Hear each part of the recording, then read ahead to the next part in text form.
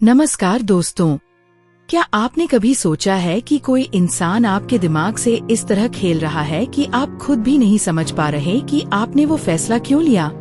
क्या आपको कभी ऐसा महसूस हुआ है कि आप खुद की जिंदगी के फैसले नहीं ले रहे, बल्कि कोई और आपकी सोच और इमोशंस को चुपचाप कंट्रोल कर रहा है?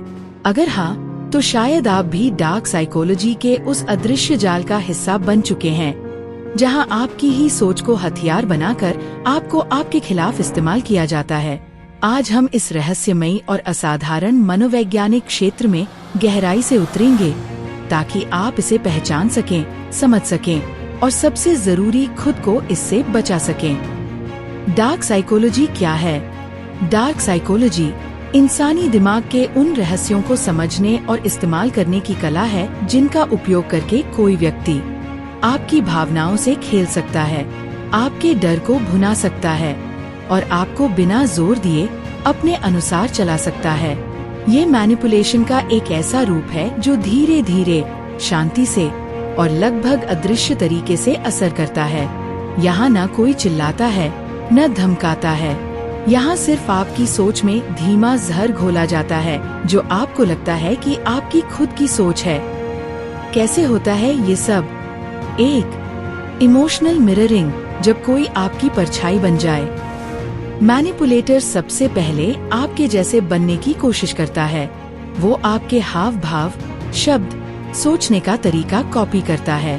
इसका कारण, क्योंकि इंसानी दिमाग उन लोगों पर जल्दी भरोसा करता है जो उसे अपने जैसे लगते हैं। धीरे धीरे वह व्यक्ति आपके इमोशनल सिस्टम के बहुत करीब आ जाता है और आप खुद भी नहीं जानते कि आप उसके ट्रैप में आ चुके हैं। 2.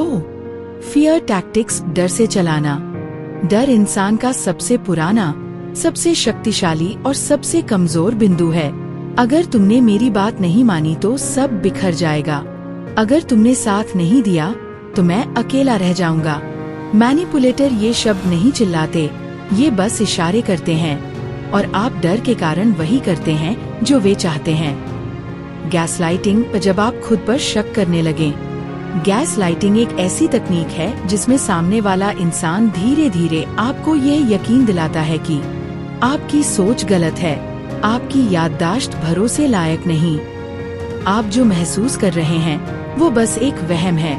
उदाहरण के लिए, तुमने बात ही नहीं समझी, तुम हमेशा ओवरथिंक करते हो, तुम हर बात को निगेटिव लेते हो।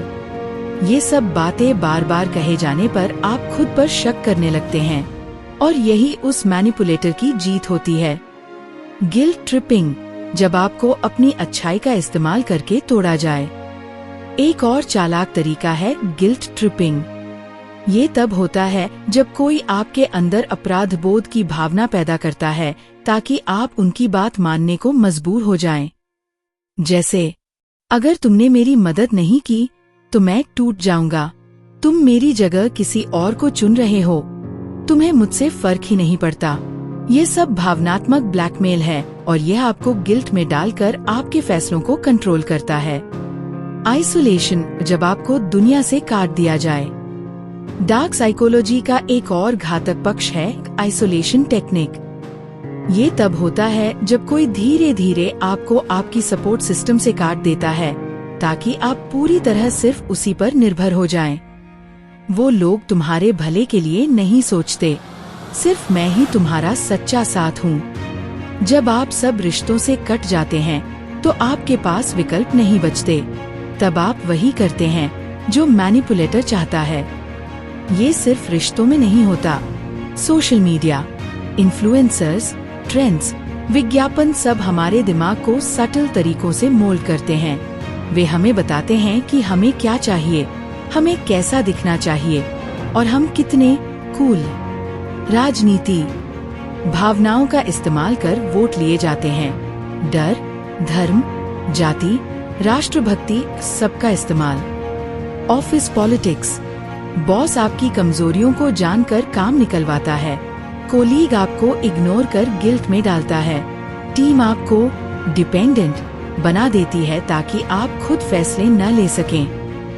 क्या हम सब कभी न कभी मैनिपुलेट हुए हैं? हाँ, हर कोई अपने जीवन में किसी न किसी रूप में इसका शिकार हो चुका है। रिश्तों में भावनात्मक ब्लैकमेल, दोस्तों द्वारा चुपचाप तुलना और शर्मिंदगी, परिवार के भीतर बेस्ट कंट्रोल। लेकिन सच ये है कि आप इसके खिलाफ खड़े हो सकते हैं अगर आप जागरूक हो जाएं। अब बात करते हैं बचाव की। 1. सेल्फ अवेयरनेस, खुद को जानिए। आपका डर क्या है?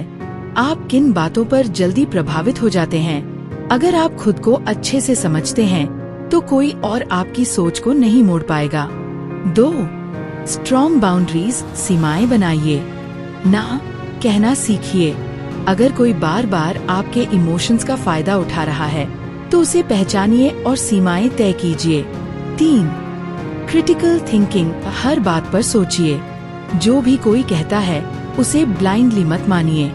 कभी कभी सिर्फ ये सवाल पूछ लेना कि क्या ये सही है, आपको मैनिपुलेशन से बचा सकता है। 4.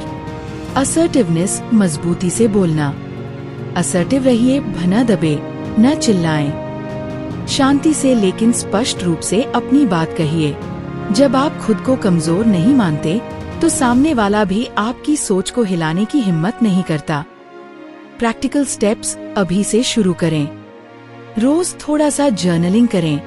अपने विचार और भावनाएं लिखें। अपने आसपास के लोगों के व्यवहार पर ध्यान दें। क्या वे आपको गिल्ट में डालते हैं? सोशल मीडिया डिटॉक्स लें। क्या आपकी सोच इंस्टाग्राम से कंट्रोल हो रही है? बार बार खुद से पूछिए, क्या ये मेरी मर्जी है या मैं मजबूरी में कर रहा हूँ? अंत में, डार्क साइकोलॉजी कोई जादू नहीं है, ये इंसान की सोच को समझने और मोड़ने की कला है। लेकिन ये कला सिर्फ मैनिपुलेशन के लिए नहीं, सेल्फ डिफेंस के लिए भी सीखी जा सकती है। जब आप इन तकनीकों को पहचानना सीख जाते हैं तो आप न सिर्फ दूसरों से बचते हैं बल्कि खुद की सोच का मास्टर बनते हैं। आपको तय करना है, क्या आप किसी के इमोशनल गेम का हिस्सा बनना चाहते हैं या आप उस खेल से बाहर निकलकर खुद की जिंदगी अपने तरीके से जीना चाहते हैं? इस सफर में मेरे साथ बने रहने के लिए धन्यवाद। लाइक करें, शेयर करें और सब्सक्राइब करना न भूलें।